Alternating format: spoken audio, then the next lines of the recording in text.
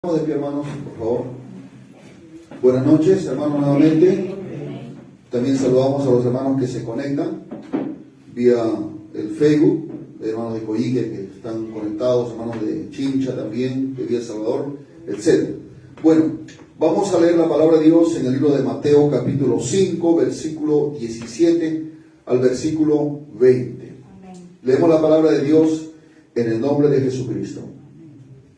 No penséis que he venido para abrogar la ley o los profetas. No he venido para abrogar, sino para cumplir. Porque de cierto os digo que hasta que pasen el cielo y la tierra, ni una jota ni una tilde pasará de la ley hasta que todo se haya cumplido.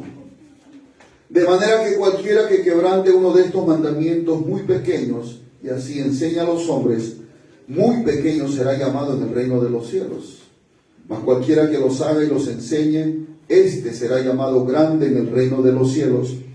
Porque os digo que si vuestra justicia no fuere mayor que la de los escribas y fariseos, no entraréis en el reino de los cielos. Que el Señor añada bendición a su palabra. Espero acabar con la primera parte de esta noche. Tomen asiento, hermanos. Como estaba diciendo, vamos a retomar la enseñanza del libro de Mateo. Estamos estudiando versículo por versículo. Y esta noche vamos a hablar acerca de Cristo y su relación con la ley y los profetas. Amén. Amén. Quiero empezar diciendo que la mayoría de los oyentes del Señor, aquel tiempo, tenían un concepto equivocado de las enseñanzas que él estaba dando.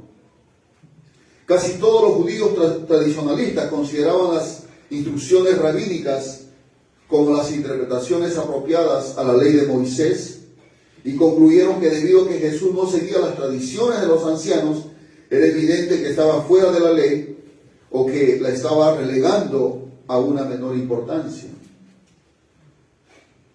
Puesto que Jesús no se sujetaba a las tradiciones de los ancianos, como por ejemplo el lavamiento de las manos, las ofrendas votivas o especiales que se hacían a Dios, la extrema observancia del día de reposo y varios otros mandamientos, ¿no? Las personas creyeron que por tanto estaba derogando o anulando la ley de Dios. Por eso desde el principio, desde que Jesús comenzó a enseñar, quiso abrir el entendimiento a todos aquellos que estaban escuchándole y sacarlos de esos conceptos erróneos acerca, hermanos, que tenían sobre las Escrituras, especialmente a los fariseos, a los escribas, que eran enemigos acérrimos del Señor. Amén, hermanos. Ahora, a lo largo del Evangelio de Mateo, más que en otros evangelios, Jesús utiliza varias veces las Escrituras, haciendo referencia a la ley y los profetas, para contradecir y acusar a los escribas y fariseos. Jesús, hermanos, no había venido para abrogar la ley ni los profetas, sino él claramente dice: yo he venido a cumplir la ley y los profetas. Abrogar significa derribar o destruir por completo.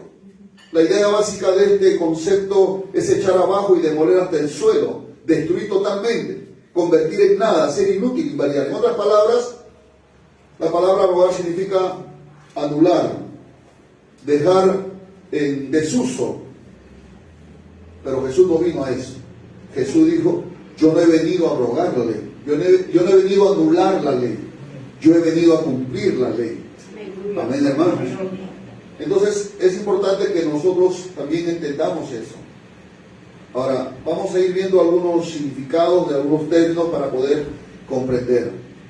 Primeramente, ¿qué significa cuando en estos pasajes nos hablan acerca de la ley? Cuando se refiere a esta palabra, la ley, normalmente se le llama también la Torá. Usted va a escuchar la Torá. La Torá pues también significa instrucción o enseñanza. Y cuando habla de la Torá o habla de la ley, se está refiriendo específicamente a los 5 primeros libros de la Biblia, que también se le llama como el Pentateuco, porque son 5 libros. Ahí está Génesis, ahí está Éxodo, está Levítico, Números y Deuteronomio. Amén, hermanos. Gloria al nombre del Señor. Amén. Entonces, estos libros fueron puntos de referencia también que los profetas, los salmistas y otros escritores inspirados predicaban y exponían y aplicaban a sus vidas en el Antiguo Testamento. Estamos hablando. Amén, hermano. Entonces, cuando habla de la ley, está hablando de los primeros 5 libros de la Biblia. Amén. ¿Estamos claros? Sí. A esos 5 libros, o primeros 5 libros de la Biblia, se le llama también la Torá, que en español significa, pues, vuelvo a repetir, instrucción o enseñanza. Amén, hermanos. Gloria al Señor. Ahora, cuando habla de la ley, ¿no? De la ley está hablando de aquella ley que el Señor le dio a Moisés en el monte de Sinaí. También, ¿verdad?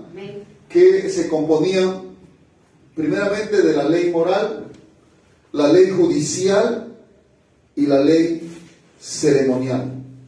Todos estos 3 eran, pues, uno solo, se llamaba la ley, pero estaba dividido en 3. La ley moral está basada en el Decálogo o en los 10 mandamientos, que está escrito en Éxodo capítulo 20 y en Deuteronomio capítulo 5. Y su función era regular la conducta de todos los hombres. La ley moral, ¿no?, está escrito en los 10 mandamientos, la ley moral de Dios, ¿no? No robarás, ¿verdad? Etcétera, que usted sabe ya los 10 mandamientos. Ahora, la ley judicial o la ley civil, que también se le llamaba, fue dada para proveer a Israel identidad exclusiva con una nación que pertenece a Jehová. Ahí, en esa ley judicial o la ley civil, hermanos, están relacionadas con la agricultura, está relacionada con la solución de conflictos que de repente se iban a presentar entre miembros del pueblo de Israel. Está también relacionada con la dieta, con la limpieza, con la vestimenta y cosas como esas normas especiales por las cuales el pueblo escogido de Dios debía vivir delante del Señor y separado del mundo. Amén. Su función de esta ley judicial era regular la convivencia de Israel como nación única de Dios. Gloria al Señor. Entonces, la otra ley, que es la ley ceremonial, que su función era ordenar la adoración correcta hacia Dios. Esa ley está relacionada con las ceremonias de culto, con la santidad, con la limpieza, con los animales limpios, impuros, con las ofrendas, con los sacrificios. Mayormente está en el libro de Levítico. Alabado sea el nombre del Señor. Amén, hermanos. Entonces, la ley de Dios en su amplio contenido estaba compuesta por mandamientos, por estatutos, por juicios, y está compuesto por alrededor de 613 mandamientos. Toda la ley. Amén, hermanos. Alabado sea el Señor. Entonces, cuando habla aquí de la ley, está hablando de esa ley que el Señor le dio a Moisés, ¿no?, para administrar la parte, ¿qué cosa?, moral, la parte judicial o civil y la parte ceremonial. Eran, indicaciones, eran, hermanos, ordenamientos que el Señor les daba a su pueblo para que como nación fuesen una nación diferente a las demás naciones que vivían a su alrededor. Amén, gloria al Señor. Pues a eso se refiere cuando habla de la ley. Entonces, cuando Jesús dice, yo no he venido a abrogarle, yo no he venido a anular eso, lo que el Señor ha mandado, yo he venido a cumplir esa ley. Gloria a Dios. Ahora, cuando habla o se refiere a los profetas, pues se refiere a los escritos de los profetas, ¿verdad? Es importante destacar que todos los profetas atestiguaron o, en otras palabras, certificaron la ley de Dios, ya que ellos la instaron y la fortalecieron. Cuando ellos hablaban de parte de Dios, siempre tomaban como referencia la ley que Dios le había dado a Moisés. Todas sus advertencias Sus amonestaciones, sus predicciones se basaban directa o indirectamente en la ley de Moisés. La revelación de Dios a los profetas era una extensión de su ley.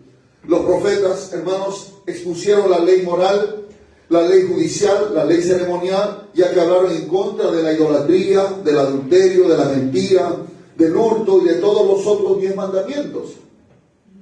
Ellos advirtieron a los reyes, a los nobles y al pueblo en general en cuanto a guardar las leyes que Dios les había dado para su gobierno, para su estilo de vida y adoración. Jesús vino a cumplir también todo lo que los profetas anunciaron respecto a su venida. Amén. Gloria al Señor. Bueno, Moisés es considerado un profeta y él escribió los primeros 5 libros de las Escrituras. Y después de él, pues, aparecieron otros profetas como Samuel, como David, como Jeremías, como Daniel, como Isaías, como Ageo, Sofonías y otros profetas que usted lo puede ver en el Antiguo Testamento. Ahora, la ley y los profetas están siempre relacionados, los unos con los otros. Vamos a ver un ejemplo de cómo se cumplió las profecías que daban los profetas acerca de Cristo. Un ejemplo solamente porque hay muchos. En Isaías capítulo 7, por ejemplo, en el verso 14, Isaías habla de parte de Dios, por supuesto, inspirado por el Espíritu Santo. Él habla inspirado por el Espíritu Santo 700 años antes que naciera Cristo. De que un día iba a nacer en Belén Cristo el Salvador. Dice en Isaías 7:14, por tanto, el Señor mismo dará señal. He aquí que la Virgen concebirá y dará a luz un hijo y llamará su nombre Emanuel. Entonces, mira, el profeta Isaías, 700 años antes de que sucediera eso, ya estaba anunciando esa profecía para darle esperanza a su pueblo Israel, que iba a venir el Mesías. Claro, no dicen qué tiempo. Lo único que decía era que iba a suceder, que iba a haber una señal, que una virgen concebiría. ¿Cuándo se ha escuchado que una virgen pueda concebir? Eso nunca ha sucedido en la historia de la humanidad. Solo una vez sucedió con María. Amén. Gloria a Dios. Ahora, ¿cuándo se cumple? En Mateo capítulo 1, versos 22 y 23 dice, todo esto aconteció para que se cumpliese lo dicho por el Señor por medio del profeta cuando dijo, he aquí una virgen concebirá y dará a luz un hijo y llamará su nombre Emanuel, que traducido es Dios con nosotros. Aquí Mateo, para afirmar lo que estaba sucediendo en ese momento, porque él estaba registrando su evangelio, el nacimiento de Cristo, él está diciendo, miren, esto es lo que ha sido anunciado ya por el Señor, por el profeta. ¿A qué profeta se está refiriendo? Al profeta Isaías. Los judíos sabían a quién se estaba refiriendo porque el que había profetizado esto era Isaías. Entonces, por eso Mateo dice, todo esto aconteció para que se cumpliese lo dicho por el Señor por medio del profeta cuando dijo, he aquí una virgen concebirá y dará a luz un hijo, llamará su nombre Emanuel, que traducido es Dios con nosotros. Gloria al Señor. Ahí se estaba cumpliendo, como dijo Jesús, yo no he venido a abrogar la ley y los profetas, yo he venido a cumplir. Y a través de esto también Cristo estaba cumpliendo lo que los profetas habían anunciado con anticipación. Amén, hermanos. Entonces podemos concluir diciendo que cuando se refiere a la ley y los profetas, se refiere a las escrituras del Antiguo Testamento. ¿Cuántos libros hay en el Antiguo Testamento? ¿Alguien se acuerda? 66 es el total, ¿verdad? 39 libros, 27 en el Nuevo Testamento. Eso tiene que saber usted por cultura general. Si usted es cristiano o no es cristiano, usted debe saber eso de memoria. Gloria al Señor. Amén, hermanos. Entonces, los 39 libros, ¿no?, del Antiguo Testamento, hermanos, es resumir en dos nombres, digamos, la ley y los profetas. Gloria al Señor. ¿Cuándo dan gloria a Jesús, hermanos? Ahora, esas eran las únicas escrituras que existían en la época de Jesús. Amén. Esa era la única escritura, ese era el canon de la escritura en aquel tiempo. El Nuevo Testamento se estaba desarrollando recién. En otras palabras, estaban sucediendo los hechos para que luego más adelante Mateo, Marcos, Lucas, Juan y Pablo y Pedro escribiesen tanto los evangelios como las epístolas. Entonces es importante también hacer notar eso, gloria a Dios. Ahora, Jesús vino a cumplir la ley y los profetas. Ya sabe, cuando hablamos de ley y profeta, ya usted entiende qué cosa significa. Ahora, hermanos, en el Antiguo Testamento, el Antiguo Testamento es una imagen perfecta y maravillosa y completa del rey venidero y su reino, porque en el Antiguo Testamento anunciaba de que iba a venir un rey que iba a reinar sobre todas las naciones de la tierra. Jesús es el rey que vino para cumplir todo. Amén. Y varias veces en el Nuevo Testamento Jesús, por ejemplo, nos habla y afirma de ser Él el tema del Antiguo Testamento. Voy a pedirle, por ejemplo, rápidamente que usted pueda buscar en Lucas capítulo 24, versículo 27. Dice ahí, Lucas capítulo 24, versículo 27, y comenzando desde Moisés y siguiendo por todos los profetas, les declaraba en todas las escrituras lo que de él decían. Amén, gloria a Dios. Ahí dice, no hace mención a Moisés, comenzando desde Moisés. ¿Qué libros escribió Moisés? Los primeros 5 libros, la Torá. Y siguiendo por los profetas, dice, les declaraba todas las escrituras lo que de él decía. Los discípulos de Maús no entendían que todo lo que había acontecido en esos últimos días en Jerusalén respecto a la muerte del Señor, a la crucifixión, a la sepultura, ellos no tenían entendimiento de que esas cosas estaban escritas, o al parecer se habían olvidado. Y cuando Jesús se acerca a ellos y comienza a hablarles sin, por supuesto, ellos reconocer que era Jesús, Jesús les comienza, dice, lo comenzó a abrir el entendimiento. Y comenzando desde Moisés, desde Génesis, porque ya desde Génesis se anuncia la venida de Cristo. Cuando el Señor le dice a Satanás que la simiente de la mujer le iba a pisar la cabeza a la simiente de la serpiente. Ahí empieza el anuncio de que un día vendría el Salvador, de que iba a derrotar a aquel que causó la desgracia a la raza humana. Satanás engañó a Adán y Eva. Por eso dice, comenzando desde Moisés y siguiendo por los profetas. Yo me imagino que comenzó a citarles. Mira, en Génesis dijo esto.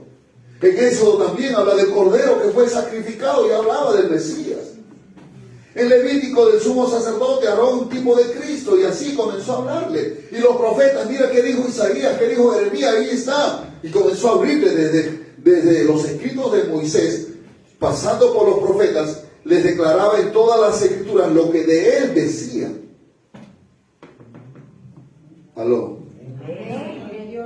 Ahora, el mismo Lucas capítulo 24, verso 44, dice, y les dijo, estas son las palabras que os hablé estando aún con vosotros, que era necesario que se cumpliese todo lo que está escrito en mí, en la ley de Moisés, en los profetas y en los salmos.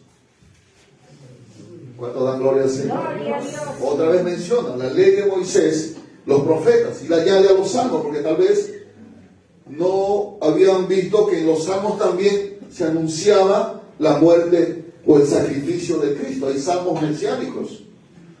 Entonces Jesús comienza a explicarles a ellos de que en el Antiguo Testamento, hermanos, el tema principal era Cristo. Y Él había venido a cumplir todo lo que la ley y los profetas habían anunciado ya. No era una suerte, una casualidad que Cristo esté ahí. todo eso estaba escrito. Alabado sea el nombre del Señor. Por eso es muy importante nosotros depositar nuestra fe en las Escrituras. Porque aún hay cosas que aún no se han cumplido y que se van a cumplir, que también Moisés y los profetas anunciaron que iban a suceder para el tiempo del fin. Ahora, en Lucas capítulo 24, el verso 46, también les dijo, así está escrito, y así fue necesario que el Cristo padeciese y resucitase de los muertos al tercer día. Así está escrito. Y así fue necesario que el Cristo padeciese. O sea, como estaba escrito, así era necesario que Cristo padeciese y resucitase de los muertos al tercer día.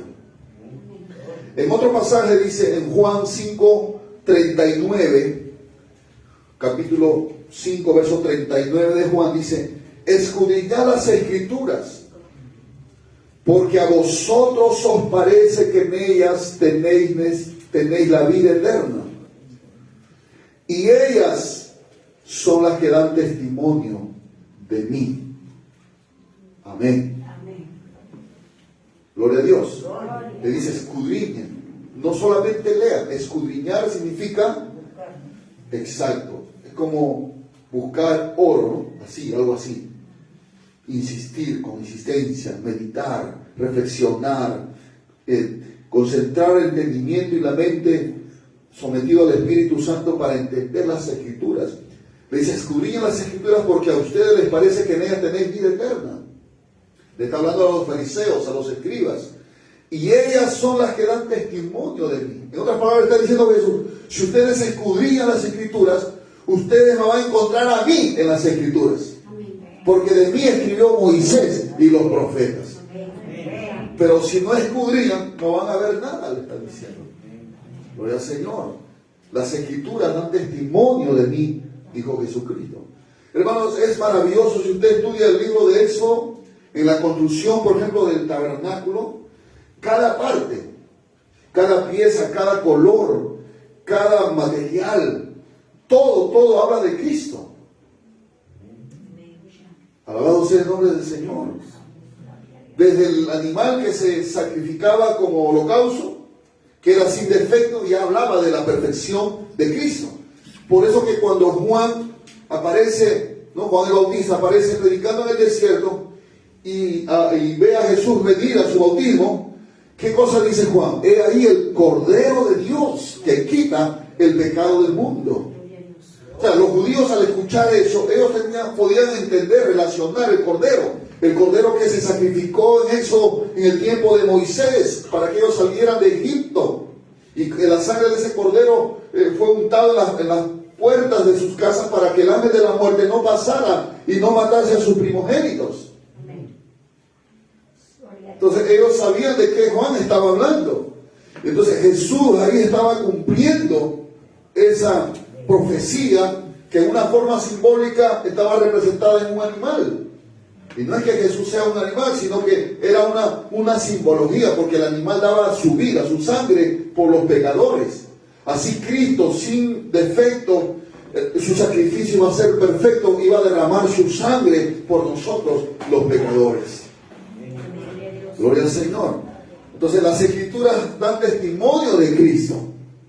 Y el que escudriña va a encontrar a Cristo. Desde Génesis y Apocalipsis, el centro, el personaje principal es Cristo. Por eso una iglesia cristiana verdadera es cristocéntrica. Alabado sea el Señor. Cuando da gloria a Jesucristo. Alabado sea el Señor. En Hebreos capítulo 10, verso 7, anótelo por favor. Entonces dije, he aquí que vengo, Dios, para hacer tu voluntad, como en el rollo del libro está escrito de mí. ¿Se dan cuenta? Estaba escrito de mí, dice Jesús. Gloria al Señor. Amén, hermanos. Bendito sea el nombre del Señor. Entonces Cristo estaba indicando que Él era el cumplimiento de la ley en todos sus aspectos. Y el cumplimiento de todas las cosas que los profetas habían anunciado con anticipación que sucedería. Gloria a Dios. Ahora quiero que me escuche con mucha atención. hablamos que la ley se componía de tres partes: la ley moral, la ley ceremonial, la ley judicial. ¿Cómo cumplió Jesús la ley moral? Al mantenerse perfecto. Él obedeció cada mandato, cumplió cada requisito y vivió por cada norma. Su obediencia fue perfecta. Amén, hermanos. No ha habido, después de Adán, no ha habido en la tierra uno que haya podido obedecer a perfección la ley de Dios. Solo Cristo lo hizo. Alabado sea el Señor. Él es el hombre perfecto. Alabado sea Cristo. Amén, hermanos. Él cumplió lo que usted y yo nunca hubiéramos podido cumplir por nuestra propia fuerza. Por eso que su justicia nos es impartida, nos es atribuida a nosotros en el momento que nosotros creemos en Él. En el momento que creemos que Él tomó nuestro lugar, gloria a Dios, en la cruz del Calvario. Amén, hermanos. Vuelvo a repetir, Él cumplió la ley moral al mantenerse perfecto, al obedecer cada mandato de su Padre. Alabado sea el nombre del Señor.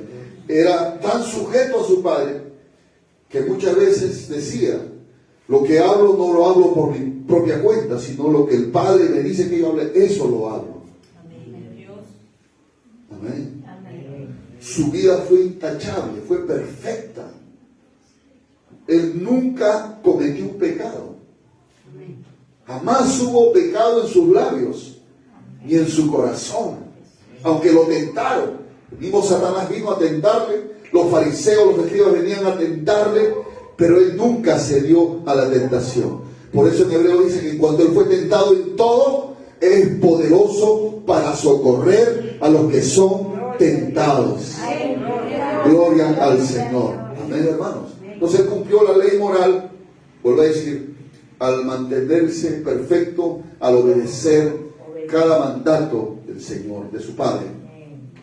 Él cumplió la ley judicial, en su vida, o la ley civil en su vida, personificando la justicia perfecta de Dios, y en su crucifixión anulando el acta de los decretos que eran contrarios a nosotros. Amén, hermanos. Gloria al Señor. Él vivió la vida más recta que nosotros jamás hubiéramos podido vivir. Gloria a Dios, hermanos. Cuando dan gloria al Señor. Y Él cumplió la ley ceremonial al ser la encarnación de todos los tipos y símbolos de la ley. Él ofreció la verdadera adoración con su sacrificio perfecto. Con eso puso fin a todos los demás sacrificios. Por eso que ya nosotros no estamos llamados a ofrecer sacrificios de animales, porque ya Cristo, con su sacrificio único y perfecto, pudo satisfacer las demandas que la ley de Dios demandaba, valga la redundancia. La ley, la justicia de Dios demandaba muerte al pecador. El hombre que pecare debería morir. Dice, la paga del pecado es muerte. Amén, hermano. Gloria al Señor. Pero Cristo tomó el lugar. Amén. Tomó nuestro lugar. Esos animales que eran sacrificados para cubrir los pecados del pueblo de Israel eran una tipología, un símbolo de lo que Cristo un día iba a hacer por usted y por mí. Gloria a Dios. Ya no hay sacrificio de animales que nosotros podamos hacer. Ya, hermanos, el sacrificio perfecto ya está hecho. Es el sacrificio de Cristo Jesús.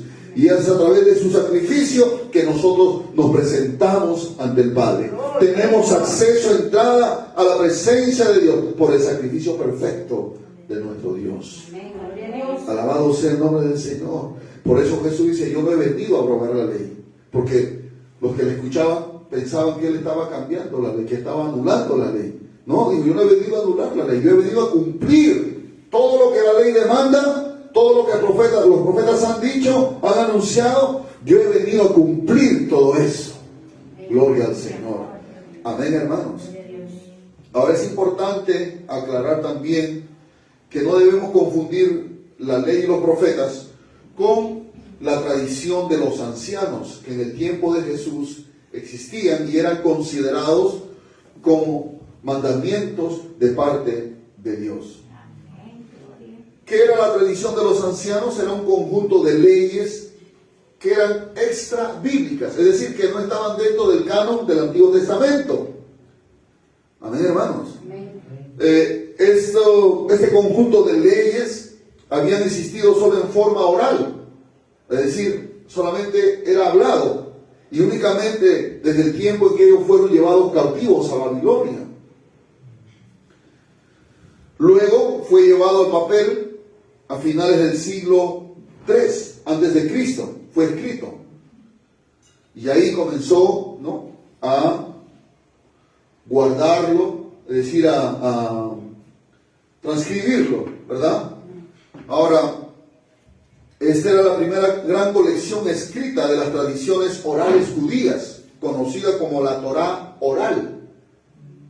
Una era la Torá escrita, que era la ley de Moisés, y otra era considerado estas leyes, que eran extrabíblicos, era la Torá oral. También es la primera obra importante de la literatura de los rabinos. Por ejemplo, la ley de Moisés no contenía ninguna prescripción con respecto a lavarse las manos antes de comer, excepto para los sacerdotes que debían lavarse antes de digerir las ofrendas sagradas. Algunos de los rabís prestaban tanta atención a las reglas y a las tradiciones creadas para ayudar a la observancia de la ley de Moisés que dejaron de distinguir entre aquellas y esta. Después de un tiempo, las palabras de los rabinos alcanzaron un estado canónico. La gente pensaba que eran obligatorias como las mismas escrituras. Es probable que cuando los rabinos escribieron originalmente sus comentarios no hayan tenido la intención de añadir palabras a las Santas Escrituras. No obstante, sus discípulos devotos posiblemente veían como su deber el compartir esas interpretaciones singulares con la población en general. ¿Qué eran estas tradiciones de los ancianos? Pues eran interpretaciones o comentarios que hacían de los escritos de Moisés. ¿Sí? ¿Me dejo entender? Es como si empezaron a leer Génesis, empezaron a leer Éxodo, Levítico, etc. Y ellos comenzaron a interpretar esos escritos y a hacer un escrito aparte.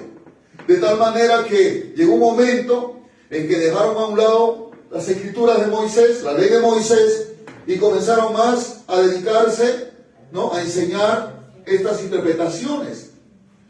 Que muchas veces Jesús tuvo que confrontar a los fariseos y a los escribas, que siempre estaban tratando de cuestionar por qué los discípulos de Jesús hacían esto, por qué Jesús hacía eso, por qué no respeta la tradición de los ancianos. Alabado sea el nombre del Señor. Amén, hermanos. Entonces, vamos a ver, por ejemplo, Mateo capítulo 15, el verso número 1 al verso número 6.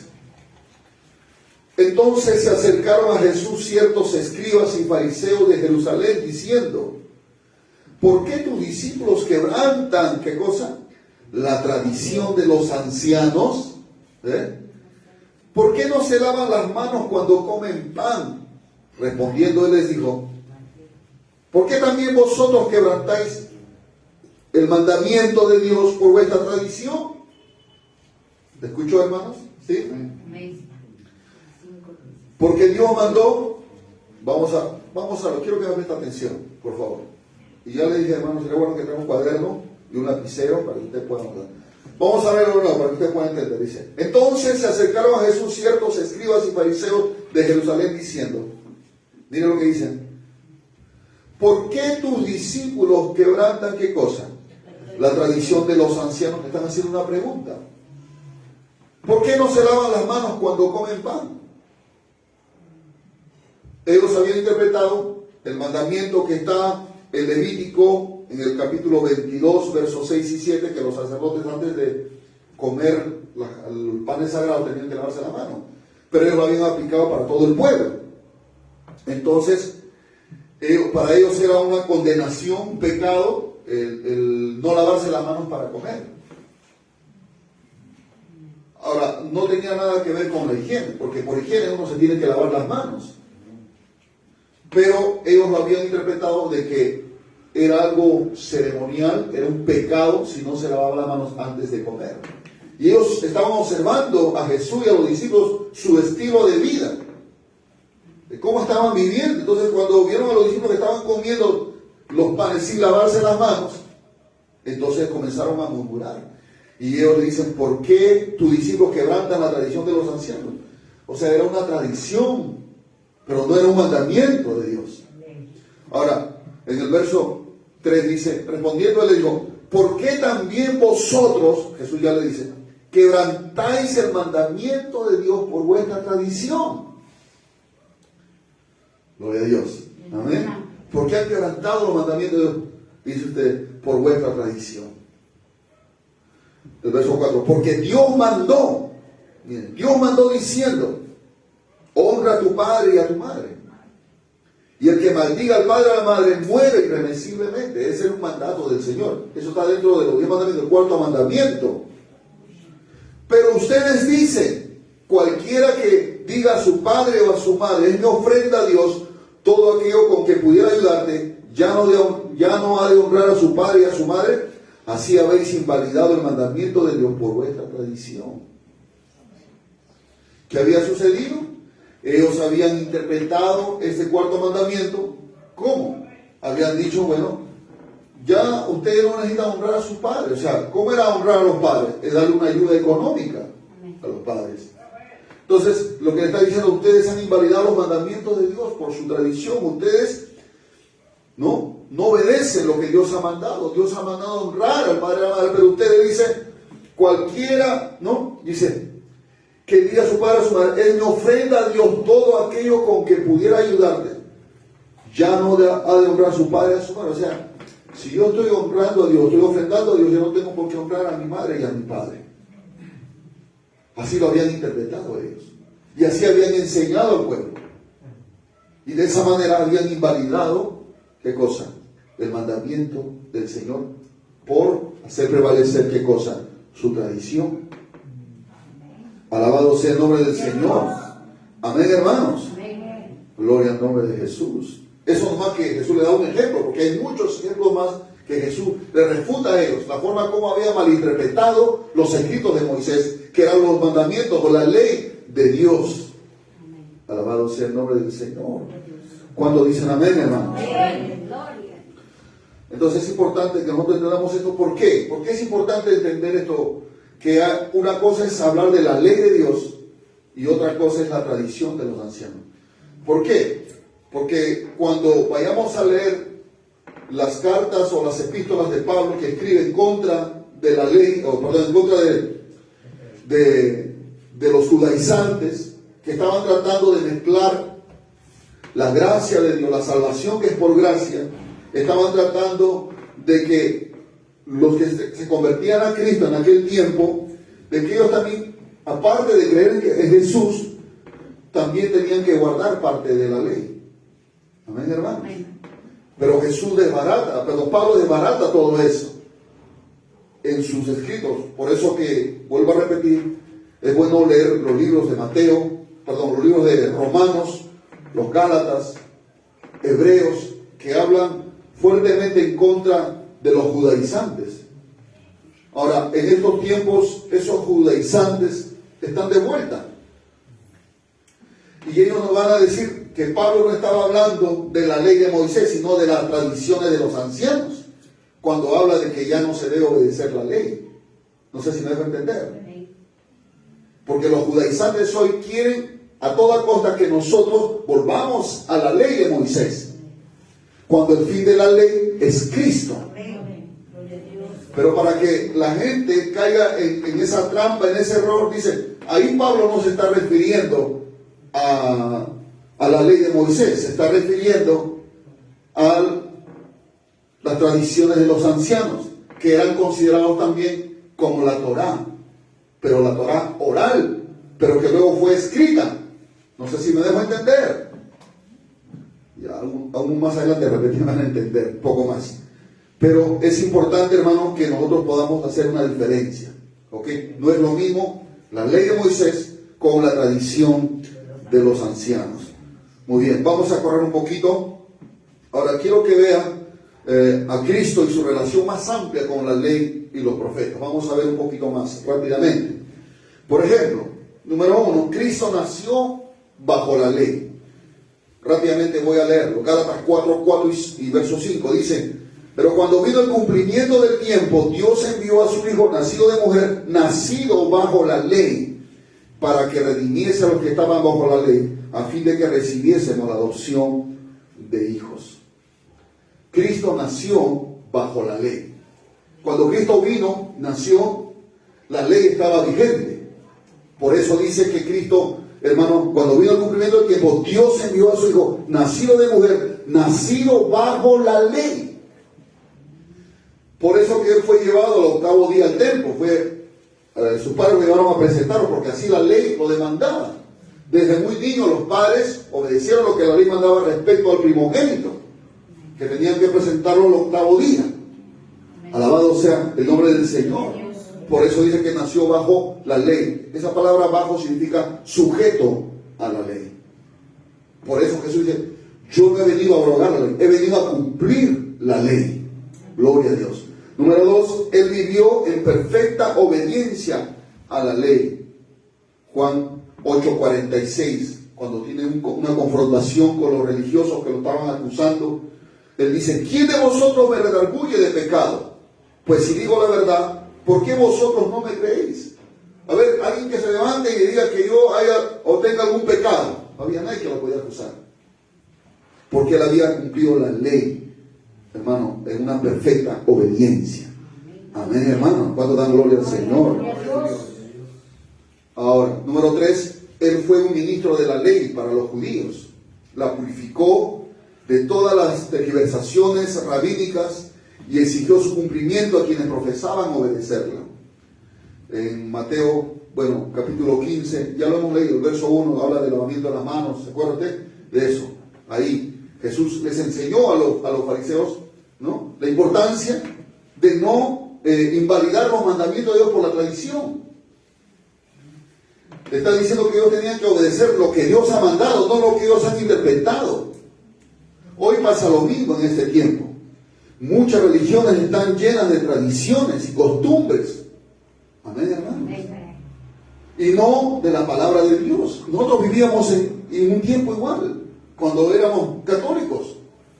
Vivíamos por tradición. Íbamos a las procesiones por tradición. Bautizábamos a nuestros niños de pequeñito por tradición. Hacíamos la primera comunión por tradición. La confirmación por tradición. Íbamos a misa por tradición. Íbamos a la procesión por tradición. Nos persignábamos por tradición. Nos chascábamos el pecho por tradición. Cargábamos un crucifijo por tradición. Pero eso no lo enseña la Biblia. Por eso que cuando la primera vez que oímos el Evangelio nos pareció raro, nos pareció extraño, nos pareció ¿de qué me están hablando? Alabado sea el nombre del Señor. Porque la religión ha invalidado los mandamientos de Dios para hacer prevalecer su tradición religiosa, sus costumbres. Alabado sea el nombre del Señor. Lo mismo pasa, lo que pasaba aquel tiempo pasa ahora. Entonces Jesús fue un ministro de la ley para los judíos. Él les enseñó lo que verdaderamente la ley significaba y la forma como debería de obedecerse. Alabado sea el Señor. Ahora, número 4, él cumplió los tipos de la ley con su vida santa perfecta y su muerte en sacrificio. Eso usted lo puede leer, por ejemplo, en Hebreos capítulo 9, verso 11 hasta el verso número 28, es bastante. Lo voy a leer solamente en los versículos principales. El verso 11 dice: pero estando ya presente Cristo, antes se anunciaba de Cristo, pero dice el escritor de los Hebreos que estando ya presente Cristo, sumo sacerdote de los bienes venideros, por el más amplio y más perfecto tabernáculo.